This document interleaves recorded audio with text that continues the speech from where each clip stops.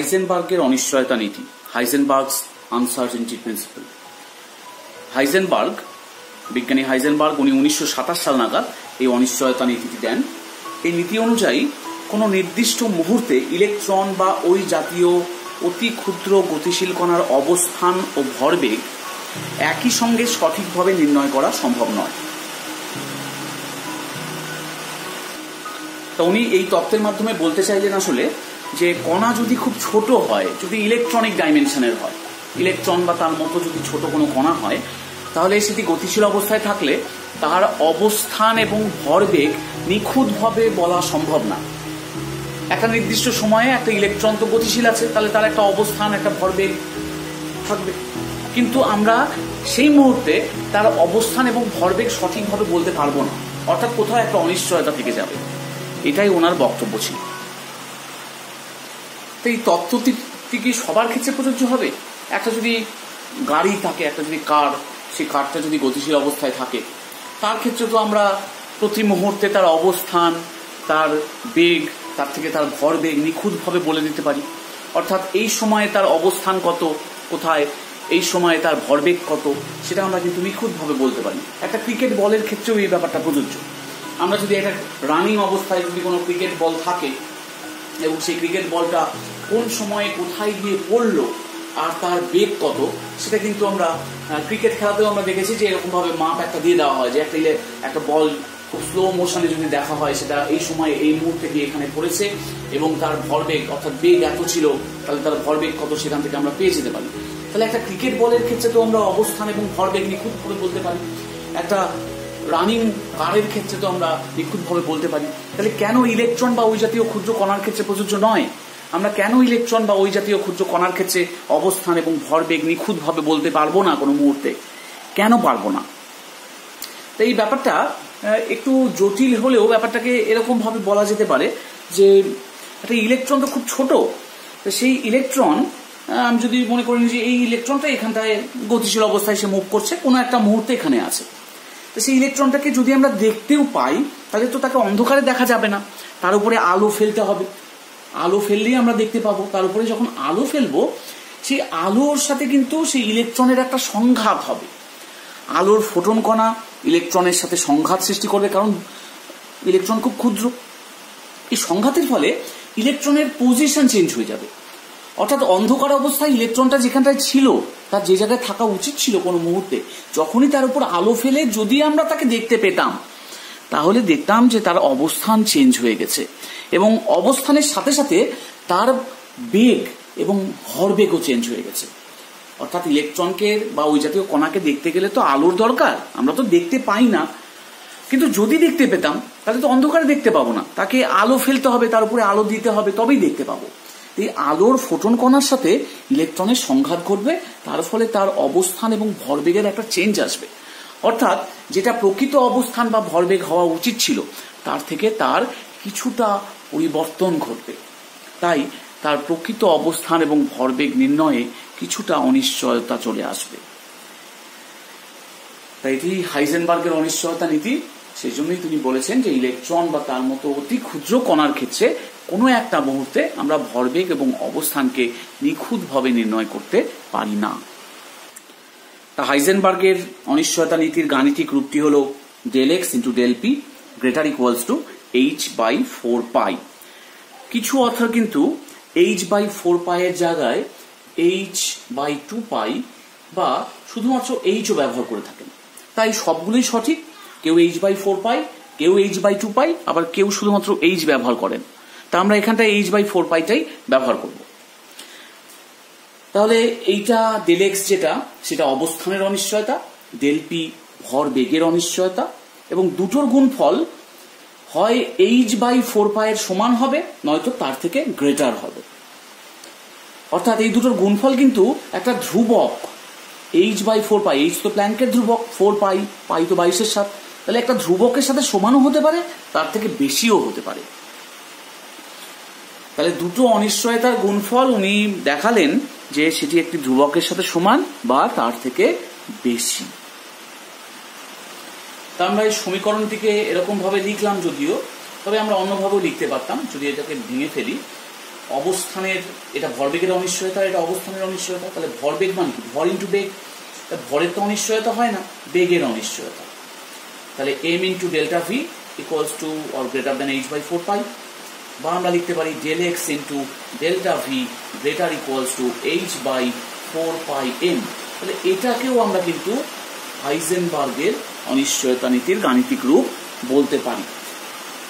আবার আরেকটিও সমীকরণ আছে যাকেও হাইজেনবার্গের অনিশ্চয়তা নীতির গাণিতিক রূপ বলা যায়। সমীকরণটা আমি লিখে দিচ্ছি, ডেল্টা ই ইন্টু ডেল্টা টি গ্রেটার ইকুয়ালস টু h/4π। এটা কোথা থেকে আসলো এখন তোমাদের লাগবে না, এখন তোমরা শুধু তিনটে ইকুয়েশনকে খেয়াল রাখো। এখানে ডেল্টা ই মানে কি? ডেল্টা ই এর মানে হচ্ছে শক্তির অনিশ্চয়তা, শক্তির অনিশ্চয়তা,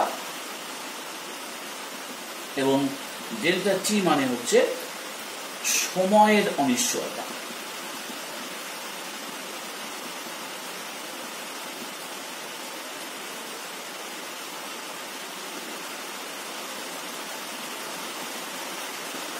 অর্থাৎ এই তিনটাই হাইজেনবার্গের অনিশ্চয়তা সূত্রের গাণিতিক রূপ। তাই উপরের সমীকরণ থেকে একটা জিনিস বোঝা যাচ্ছে যে আমরা অবস্থান যত নিখুঁতভাবে মাপতে যাব তত কিন্তু ইলেকট্রনটির ভরবেগের অনিশ্চয়তা বাড়তে থাকবে। আবার যত ভরবেগ নিখুঁত করে মাপতে যাব তত কিন্তু তার অবস্থানের অনিশ্চয়তা বাড়তে থাকবে। অর্থাৎ এই অনিশ্চয়তা কমলে এই অনিশ্চয়তার মান বাড়বে, এবং এই অনিশ্চয়তার মান কমলে অবস্থানের অনিশ্চয়তার মান বাড়বে। তাহলে এই সমীকরণ, এই যে অনিশ্চয়তা নীতি, এই যে তার গাণিতিক রূপ, এটার কোথায় সিগনিফিক্যান্সটা কি, তাৎপর্য কি? এই সমীকরণ থেকে একটা জিনিস বোঝা যাচ্ছে, যেটা হলো যে ইলেকট্রনের যে অবস্থান পরমাণুর মধ্যে, অর্থাৎ একটা ইলেকট্রন যে কক্ষপথ বা তার যে উপকক্ষপথে যে অবস্থান করছে বা কক্ষকের মধ্যে যে অবস্থান করছে, তার কিন্তু সঠিক অবস্থান আমরা জানি না। একটা অরবিটালের মধ্যে ইলেকট্রন কোথায় আছে তার কিন্তু আমরা প্রকৃত অবস্থান বলতে পারবো না, তার একটা অবস্থানের অনিশ্চয়তা চলে আসছে।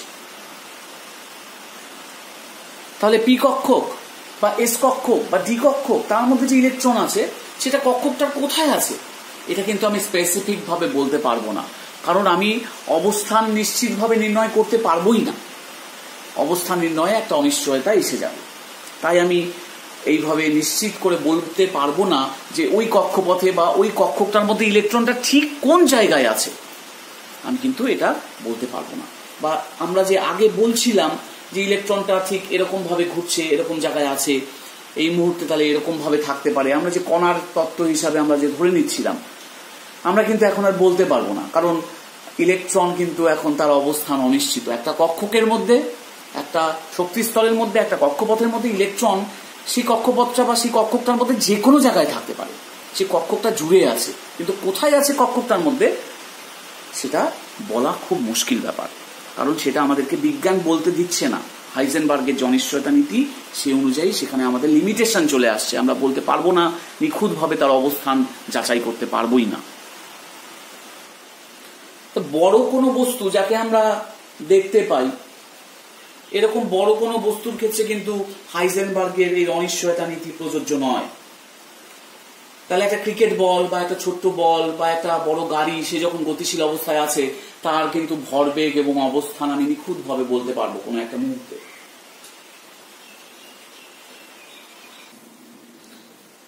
তা আমার কাছে যদি 2 মিলিগ্রাম ভরের একটি ছোট্ট বল থাকে, তাহলে সেই বলটির ক্ষেত্রে কি হাইজেনবার্গের অনিশ্চয়তা নীতি প্রযোজ্য হবে? আমরা দেখে নিই যে 2 মিলিগ্রাম বলের ক্ষেত্রে এই অনিশ্চয়তা নীতিটা প্রযোজ্য হয় কিনা। তা 2 মিলিগ্রাম বল, তাকে যদি আমি কেজিতে কনভার্ট করি, তাহলে 2 × 10⁻⁻6 কেজির বল হবে কেজিতে কনভার্ট করলে। তা আমাদের সমীকরণটা ছিল এরকম। তাহলে del x into delta V আমি লিখতে পারি h/4πm, অর্থাৎ অনিশ্চয়তা, অবস্থানের অনিশ্চয়তা এবং বেগের অনিশ্চয়তা মিনিমাম h/4π এর সমান হবে বা তার থেকে বেশি হবে। তা আমি যদি মিনিমাম মানটা নিই, দেখে নিই যে অবস্থান এবং বেগের অনিশ্চয়তার মিনিমাম মানটি কত, সর্বনিম্ন মানটি কত।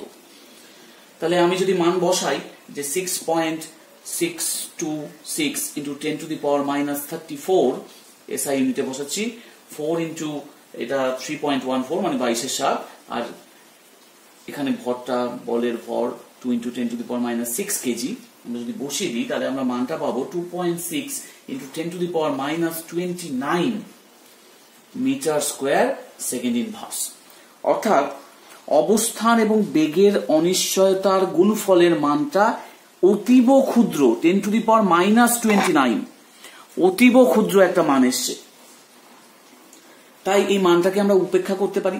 অর্থাৎ আমরা এরকম 2 মিলিগ্রাম বলের ক্ষেত্রে আমরা অবস্থান এবং ভর, অবস্থান এবং বেগ প্রায় মানে গ্রেটার দেন 99% পিউরিটির সাথে আমরা বলতে পারবো। অর্থাৎ আমরা 99% নিখুঁত ভাবে বলে দিতে পারবো তার অবস্থান এবং বেগ কত ছিল, কারণ তাদের অনিশ্চয়তার গুণফলের মানটা অতীব ক্ষুদ্র, যা উপেক্ষা করা যেতেই পারে। তাই হাইজেনবার্গের অনিশ্চয়তা নীতি বড় বস্তুর ক্ষেত্রে প্রযোজ্য নয়। এবার একটা প্রবলেম দেখি। একটি কণার অবস্থান ও বেগের অনিশ্চয়তা যথাক্রমে 10 to the power minus 10 metre ও 5.27 into 10 to the power minus 24 metre per second. কণাটির ভর কত? তাহলে আমাদের ইকুয়েশনটা এরকম ছিল, del x into M delta v, আমরা ন্যূনতম যদি ধরি h/4 গ্রেটারটা বাদ দিলাম, তাহলে m ইকুয়ালস টু কি হবে? h/4 del x into del V. এবার আমি যদি মানগুলো বসিয়ে দিই, এখানে দেওয়াই আছে সেই মানগুলো বসিয়ে দিলে আমরা যেটা রেজাল্ট পাবো সেটা হবে 0.1 কেজি। অর্থাৎ কণাটির ভর 0.1 কেজি। যেহেতু আমরা ইকুয়াল চিহ্ন নিয়ে করেছি, তাহলে এমটা কিন্তু এটা ন্যূনতম ভর, অর্থাৎ এম এর মানটা 0.1 কেজির থেকে বেশিও হতে পারে। তাহলে এই কণাটার আমরা সঠিকভাবে এম বলতে পারবো না এখানটায়। এখানে আমরা যেটা বলবো সেটা ন্যূনতম ভরটা 0.1 কেজি হবে, কারণ আমরা শুধু ইকুয়াল চিহ্ন নিয়ে এখানে কাজ করেছি। নেক্সট প্রবলেমে আসি। যদি কোনো গতিশীল কণার অবস্থান ও ভরবেগের অনিশ্চয়তা সমান হয় তবে বেগের অনিশ্চয়তা কত? তাহলে আমাদের অনিশ্চয়তার যে নীতিটা ছিল del x into del P greater equals to h/4 এখানে কিন্তু বলে দিয়েছে যে অবস্থান আর বেগের অনিশ্চয়তা সমান, অর্থাৎ del x equals to del P. তাহলে আমরা এখান থেকে লিখতে পারি del P into del P, del x এর জায়গায় ডেল পি বসিয়ে দিলাম, গ্রেটার ইকুয়ালস টু h/4। তাহলে del P square greater equals to h/4, অর্থাৎ del P greater equals to √h/4।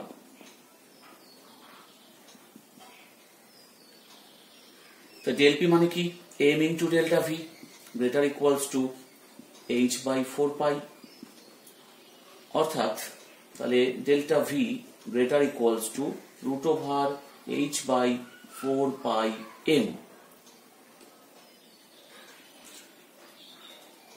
তাহলে আমরা বলতে পারি যে delta V greater equals two,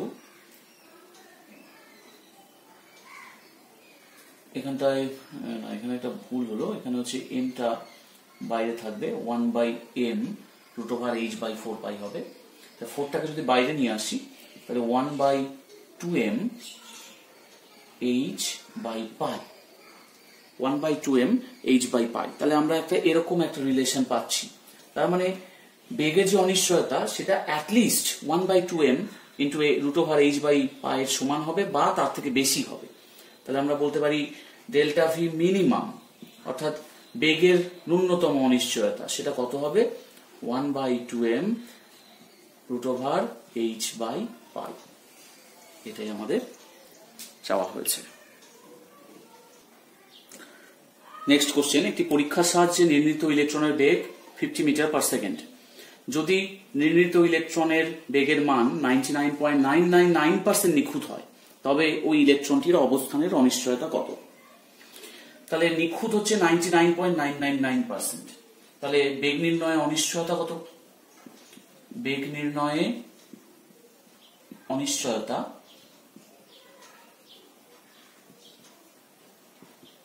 equals to হবে 100 মাইনাস 99.999%, তাহলে এটা দাঁড়াবে 0.001%।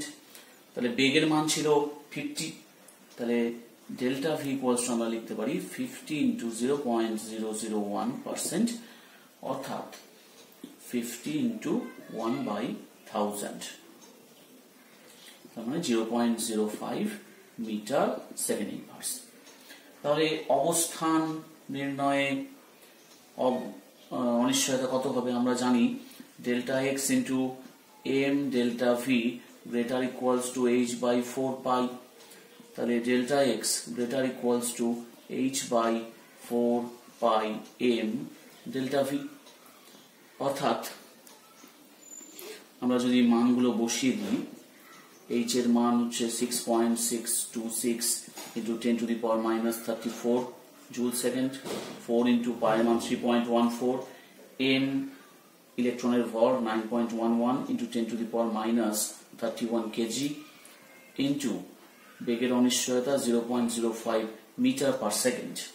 তাহলে আমরা ক্যালকুলেশন করলে পাবো এই মানটা দাঁড়াবে 1.158 into 10 to the power minus 3 metre.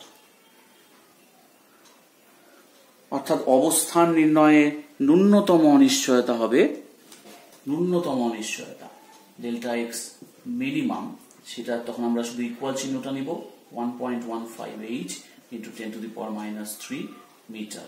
এটা হচ্ছে ন্যূনতম অনিশ্চয়তা অবস্থান নির্ণয়ের ক্ষেত্রে, অর্থাৎ তার থেকে বেশিও হতে পারে, কিন্তু আমরা ন্যূনতম ভ্যালুটা এখানে লিখলাম।